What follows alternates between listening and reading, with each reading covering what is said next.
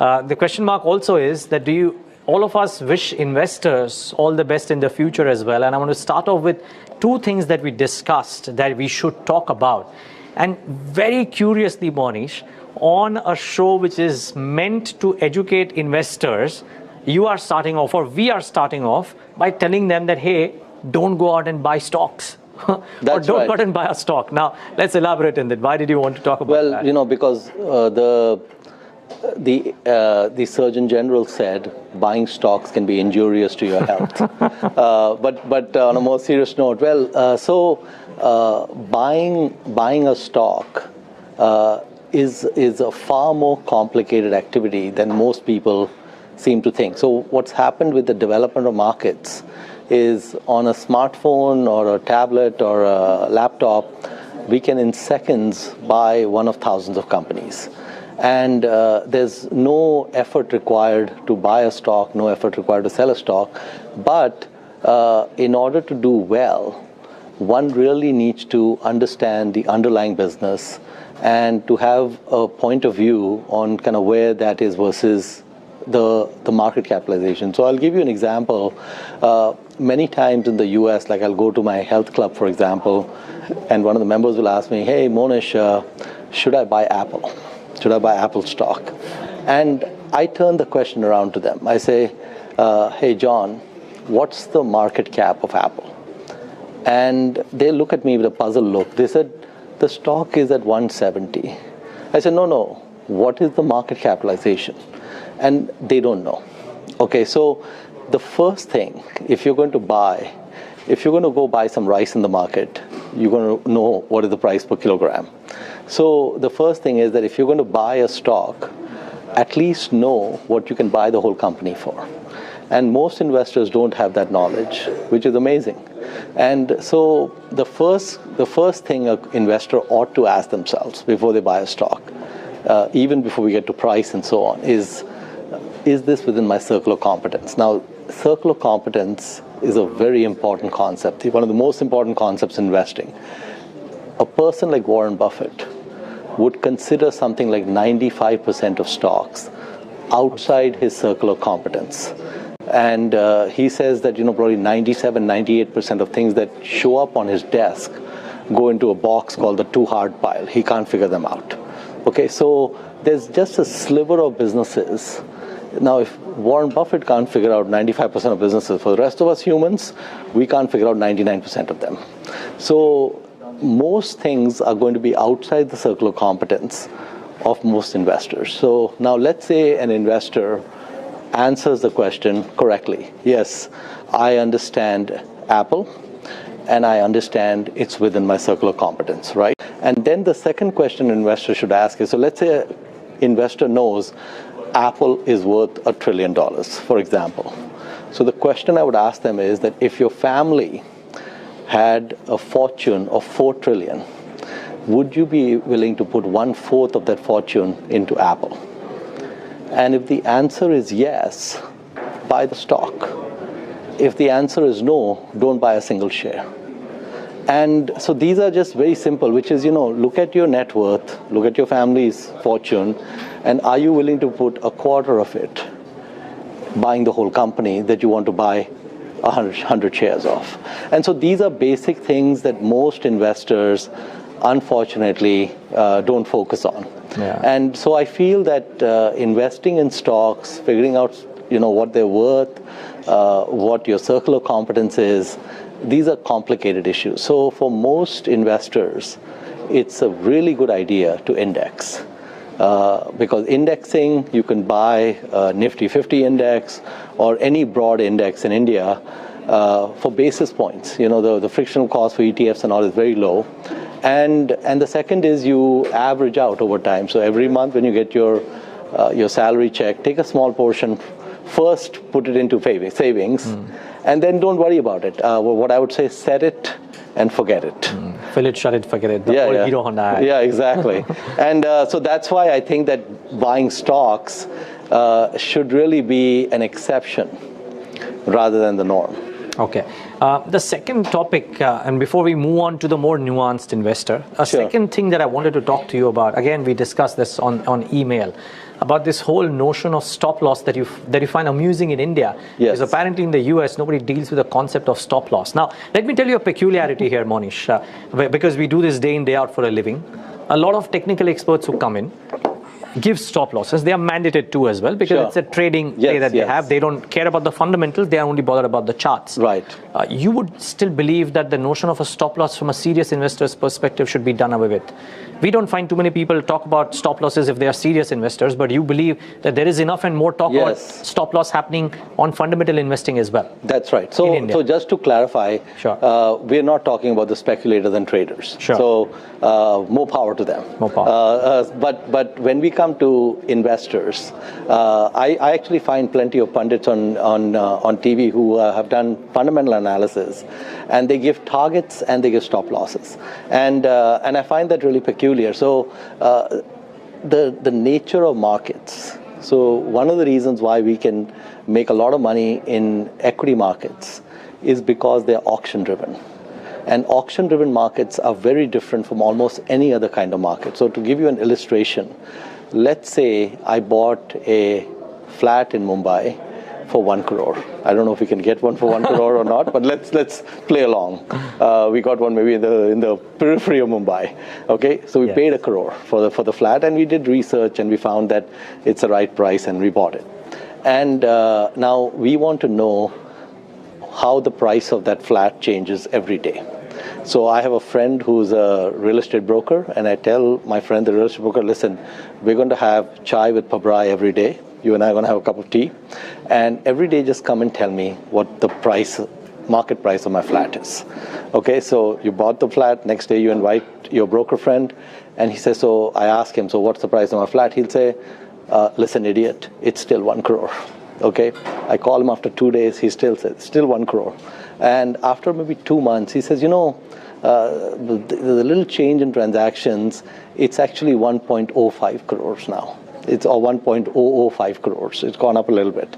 And if you did this every day and you just wrote down the price he was giving you and did it for 365 days, you would, at the extreme end, find that it went to somewhere between 95 lakhs and maybe 1.1 crores or 1.15 crores, in that range. Right now, let's say my flat is a listed company on the Bombay Stock Exchange, but the only asset is this flat.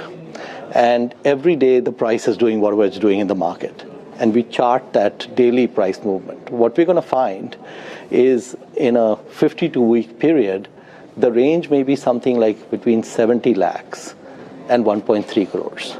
And the reason is that auction-driven markets undershoot and overshoot. And it is the undershooting and overshooting that creates the opportunity for people like me, right? And so basically, the idea of a stop loss would be like I bought the flat for 1 crore, and after 6 months, my broker tells me, prices have dropped about 5%. And I say to him, okay, that's my stop loss, and I'm now going to sell you my flat for 95 lakhs. Please sell it, right? It would be the equivalent of doing that. The reason you bought the flat for 1 crore because you thought that was fairly priced, and the second reason you bought it because you wanted to hold it as a long-term asset. So the same thing with stocks. If you bought a stock for 200 rupees or it has a market cap of 1,000 crores, you bought it because you thought it's worth 2,000 crores. So if it goes from 1,000 crores to 900 crores, you will sell it with stop losses, and it makes no sense. So I own a company called Rain Industries, right? And I bought that stock about 2.5 years ago. And when I was buying the stock, it was at about 30 rupees a share. And by the time I finished buying, it got up to 45 rupees a share. Went up almost 50% because I almost bought 10% of the business. And after I finished buying, it proceeded to go down. Just like everything I buy. Okay, the stock knows I bought it and it decides, Monish is done, now let's go down. Okay, if I had engaged in stop losses, Rain went down to 40, even went down to 35 after I finished buying, and I did nothing. And so now Rain is north of, 360 rupees. And so that whole opportunity would have been gone. It would have been no sense for me to put a stop loss at 30 or 35 or 40 because I thought it was worth a lot more. So I think investors ought to focus on making sure that the stock is within the circle of competence, that it's worth a lot more than it's valued at, and once you have those two things, a stop loss makes no sense. Wow. So, circle of competence, I think that's the preliminary. The most important thing, yes. The three most magical words from Ben Graham. Okay, great. Now, if circle of competence were the three most magical words from Ben Graham, I think one of the most amazing things that I've seen you speak about a lot. I've also saved that image. I can't find it right now, but you'd remember I sent that image to you, which said something like, most of the times when I'm looking for an idea, I need the idea to scream at me saying buy me. Until then, I don't go out in the US, we have these wooden things called 2x4s, which we use in housing construction. I need to be hit on the head by a 2x4 before I should buy a stock. Yeah. So before buying a stock, it has to be a complete and total no-brainer. Okay. If I have to turn on Excel, it's an automatic rejection.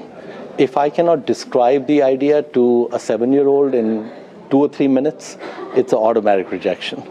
It needs to be painfully obvious to the village idiot why we should be buying. Where are such opportunities currently in such an overheated market? And okay, let me rephrase. I'm not using the term overheated loosely. I'm just saying the markets have rallied. We may not be in bubble territory for certain markets, and all of that is a subject of everybody's individual opinion. Only future will show whether we were there or no. But let's assume for a moment's sake we are not in bubble territory, but we are in a space where the markets are at worst fairly valued.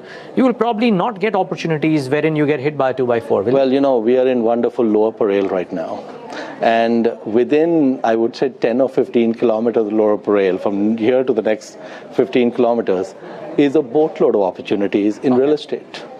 Okay, fine. I didn't want to get down to real estate so soon. We'll get to that. But even right now, what I'm trying to find out, Monish, is that you are still in a market like this, looking for ideas which are just too painfully obvious. You're not. Well, I think even in rampant bull markets, there are always misunderstood businesses.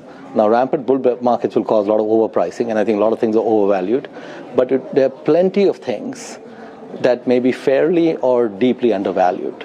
In a market like India, with 5,000 listed companies, more than 5,000 listed companies, it is just not possible in auction-driven markets that all of them are efficiently priced. Sure. We are going to have underpricing and we're going to have overpricing. Just the nature of the beast. Okay. The reason why I asked this question is a lot of your peers, a lot of people within the same space. We did a small series with Ramdev Agrawal sometime back in Diwali. Wonderful guy, good friend. Yeah, okay. So, and Ramdev says often that I find value in growth. Mm-hmm. So the stock may not be underpriced or may not be a screaming buy, but if there is growth that he sees over the period of 4, 5, 6, 10 years, maybe more, and there are other factors attached to this, by the way, viewers, not just growth itself, then that becomes an opportunity too. Are you looking for such opportunities in India? Because India is per se a growth market. You are definitely better off buying a growing company over a cheap no growth company. Okay. So if I buy an asset that is cheap, that has very limited growth, all I'm going to do is cover the gap between, it may be worth 100 rupees a share, I'm getting it for 50, 60 rupees a share. I'm just going to make the 40 or 50 rupees over whatever period of time it takes to get there. Now, if I'm buying a company that has secular tailwinds, great management, and long growth engines, as long as I'm not paying up too much, it's the best place to be. Okay. And so I think Ramdev, in my opinion, is one of the best investors in the country. And I think, the only I would say critique I would have Ramdev is a tad too optimistic at times. But he's got it absolutely right that you bet on the growth engines and you bet on the long-term secular growth engines, which have got a lot of tailwinds. And those in general are going to do really well. So I think they've got it they've got it mostly right. Okay, now the reason why I asked you this question is very recently in one of the interviews or interactions or quotes that you gave out, you mentioned that it might be really important to buy in compounders from a long-term perspective. And there are some questions that I've gotten with regards to that as well. Somebody is asking, and I have a question of my own as well, as to how does Monish decide if a compounder is egregiously priced and has reached the tipping point of selling versus your earlier stance of selling at about 90 to 95% of the perceived fair value. How do you decide this? How do you decide that a compounder has reached a value which is overpriced and therefore you would want to get out of it?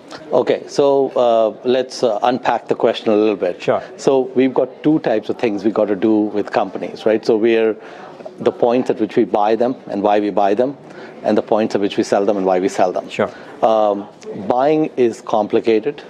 Selling is 10 times more complicated. Okay, so when we're trying to buy, relative to selling, it's relatively straightforward. We want to know what the growth engines are. If we're going after a growth company, we want to know what we're paying for that growth. And we want to try to figure out where is this company in 5 years or 10 years versus what we're paying for it. And so those are relatively straightforward compared to the selling question. The selling question is a more complicated question. Because one of the things we're forced to do is we're forced to look out into the future, maybe a few years out, to try to figure out what is the future of this business. And for most companies, even the insiders have a very fuzzy idea about the future. And so the thing is that if we buy a compounder at a value price, that's a relatively easy exercise because we're not paying up. But the difficulty comes in when it goes up in price and it looks fully priced, but still has a lot of tailwinds and still has great management, still has a lot of great growth in front of it. So the best that I've been able to answer the question is a great company with great growth, with great management, give them some leeway. So don't sell them when they're fully priced. Don't sell them when they're overpriced. Sell them when they're egregiously priced. Okay. Now, what each of these levels are, I'll leave to the viewer, but it should be obvious.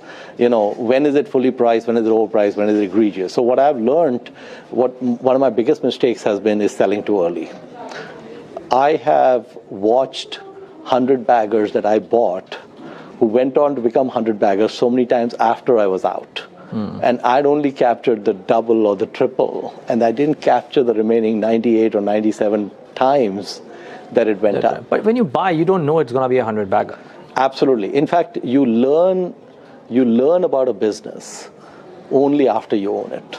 So you may do all the analysis in the world, but you're really going to learn the business after you own it. And that still doesn't mean, viewers, that you don't try and learn about the business before you buy it. It should be in your circle of competence before you go out and buy. And more about it. It's a complicated business. They've got 3 different divisions and all that. And I've gotten a reasonably better understanding than I used to. And what I've concluded is the moat of Rain is a wider and deeper moat than I had originally anticipated in 2015, and it has better management than I had thought they had. So many things about the business are better than I originally anticipated. Now, just about I think 4 or 5 days ago, I was in Beijing, and the skies were clear blue skies, and a number of Rain's competitors are in China,